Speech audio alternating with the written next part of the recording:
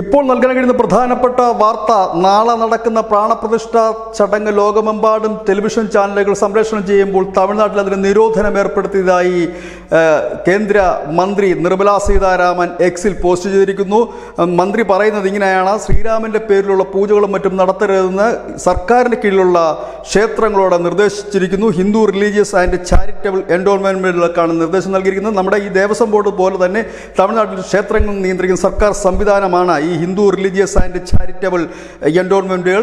അവർക്ക് നിർദ്ദേശം പോയിരിക്കുന്നു. ഒപ്പം തന്നെ സ്വകാര്യ ക്ഷേത്രങ്ങളിൽ പോലും ഇത്തരം ചടങ്ങുകൾ നടത്തരുതെന്ന ഒരു നിർദ്ദേശവും പോയിരിക്കുന്നു. ഈ അയോധ്യയിലെ പ്രാണപ്രതിഷ്ഠയ്ക്ക് വേണ്ടി, പൂജകൾക്ക് വേണ്ടി തമിഴ്നാട്ടിൽ ഉടനീളം സ്ഥാപിച്ച പന്തലുകൾ വലിച്ചു കീറുകയാണ് പോലീസും മറ്റ് ഈ DMK പ്രവർത്തകരും. അതുപോലെ തന്നെ സംഘാടകരെ ഭീഷണിപ്പെടുത്തുന്നതായിട്ടും നിർമ്മലാ സീതാരാമൻ എക്സിൽ പോസ്റ്റ് ചെയ്തിരിക്കുന്നു. പത്രക്കട്ടിംഗ് ഉൾപ്പെടെയാണ് ആ പോസ്റ്റ് വന്നിരിക്കുന്നത്. ഞങ്ങൾ എന്തായാലും ഞങ്ങളുടെ വാർത്തയിൽ ആ പോസ്റ്റ് ഉൾപ്പെടെ നൽകുന്നുണ്ട്. ഏതായാലും ഈ നിർമ്മലാ സീതാരാമന്റെ പ്രതികരണത്തോട്, അല്ലെങ്കിൽ ഈ പോസ്റ്റിനോട് ഇതുവരെ സംസ്ഥാന സർക്കാർ പ്രതികരിച്ചിട്ടില്ല. ഏതായാലും പ്രധാനമന്ത്രി നരേന്ദ്രമോദി 2 ദിവസമായി തമിഴ്നാട്ടിൽ വിവിധ ക്ഷേത്രങ്ങൾ സന്ദർശിക്കുന്ന ഒരു വേളയിൽ തന്നെയാണ് ഈ പ്രാണപ്രതിഷ്ഠാ ചടങ്ങുകൾ ടെലിവിഷൻ ചാനൽ സംപ്രേഷണം ചെയ്യുന്നത് നിരോധനം ഏർപ്പെടുത്തിക്കൊണ്ട്, പന്തലുകൾ വലിച്ചു കീറിക്കൊണ്ട്, ഒപ്പം തന്നെ ഈ ക്ഷേത്രങ്ങളിൽ പൂജകൾ നടത്തരുതെന്നാവശ്യപ്പെട്ടുകൊണ്ട് സ്റ്റാലിൻ്റെതായ ഹിന്ദു വിരുദ്ധ മുഖം ഒരിക്കൽ കൂടി പുറത്താക്കുന്നത്. News desk Malayalam.